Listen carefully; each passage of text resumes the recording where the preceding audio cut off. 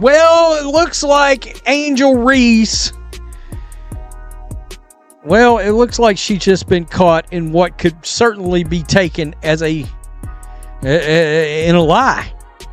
All right? All these things that she says she has dealt with over the last year, all these encounters of racism.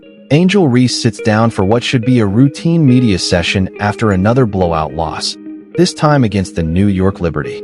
The cameras are rolling, reporters are listening, and then something happens that nobody expected. In a moment, her PR team probably wishes they could erase from existence. Reese appears to let something slip that completely contradicts the narrative we've been hearing for weeks about Caitlin Clark and the Indiana Fever fans. Angel Reese, the most cuddled, babed professional athlete in all of sports, continues to enjoy that protection, with her peers constantly telling her, "You go, girl. Be unapologetically yourself. Don't worry about how rude, arrogant, or disrespectful you come across. Don't worry about the lies you perpetuate. Just keep going." The WNBA investigation found no evidence of racist comments at the Fever game. But what Reese just admitted on live TV might be the real story here. The real question is, what exactly did she say when she thought nobody was paying attention? If you stand with the Fever and don't believe Reese, people are flooding the comments with "I've got the fever." Remember the man supposedly waiting outside the tunnel for the Sky players when the team was coming out? We all saw that footage. There was nothing malicious about it whatsoever. And those Indiana Fever fans who were accused of yelling racist things are making racist noises around the court. The WNBA conducted a thorough investigation and found absolutely nothing. That didn't stop the narrative, though. The league interviewed fans in the alleged section, talked to team staff from both Indiana Fever and Chicago Sky, questioned arena personnel, reviewed security footage from every angle, frame by frame. It's embarrassing. It's absolutely embarrassing. Initially, the league said it was looking into everything. Then, suddenly, they redacted that statement and clarified they weren't actually looking into most of the accusations. Just one lie that spread on social media. A literal lie was turned into supposed fact and investigated as such. After all that work, they found absolutely nothing. Zero evidence of any racist behavior from Indiana Fever fans. They combed through hours of video, audio recordings from broadcast mics, and interviewed dozens of people who were there. Not one person could confirm any of the alleged racist incidents. This is where it gets even more interesting. Chicago Sky coach Tyler Marsh admitted something that should have made front-page news. His team had no idea about any racist incidents until they saw social media posts after the game.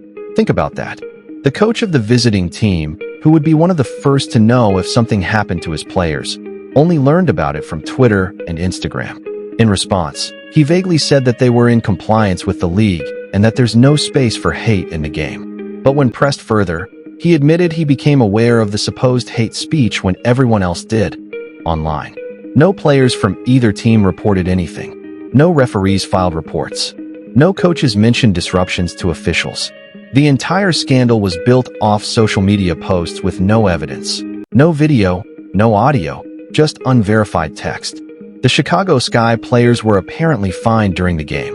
They didn't show any signs of distress, didn't complain to staff.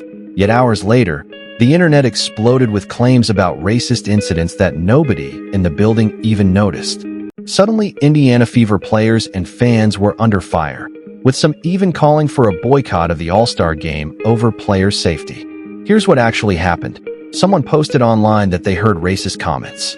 Others reposted it, and the story took on a life of its own. Before long, major sports outlets were reporting on incidents that never happened. If no one in the arena heard anything, if there's no security footage, and if players and coaches didn't experience it firsthand, where did these claims come from? The WNBA's official statement said the reports were not substantiated. That's league speak for "this didn't happen." Then during a recent press conference, Angel Reese said something that changed everything. She was lounging back in her chair, relaxed, almost like she was chatting with friends, not facing reporters. A reporter asked about the criticism she receives. Reese leaned forward and started speaking in a tone that differed from her previous carefully crafted responses.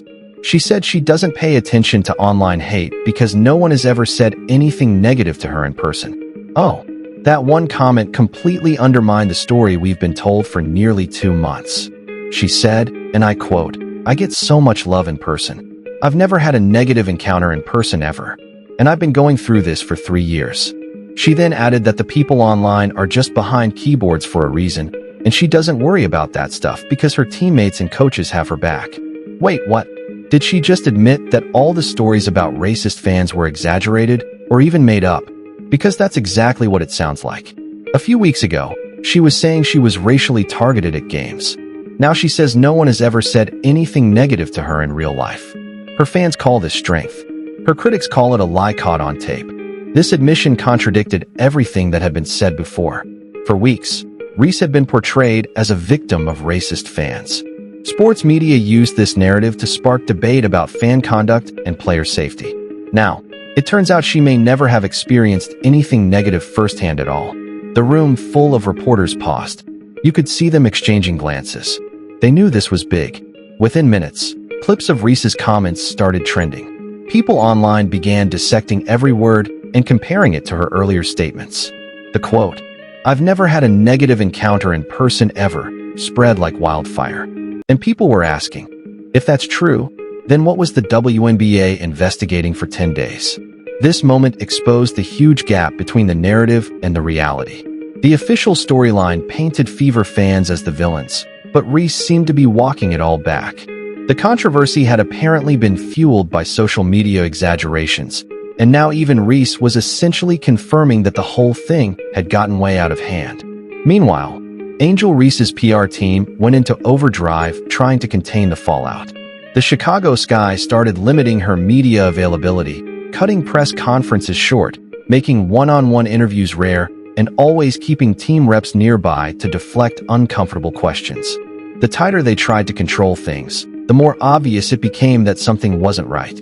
Let's rewind for a second. Last June, Angel Reese claimed that a white Caitlin Clark fan blocked her and her teammates from entering a hotel and called her a ghetto bitch.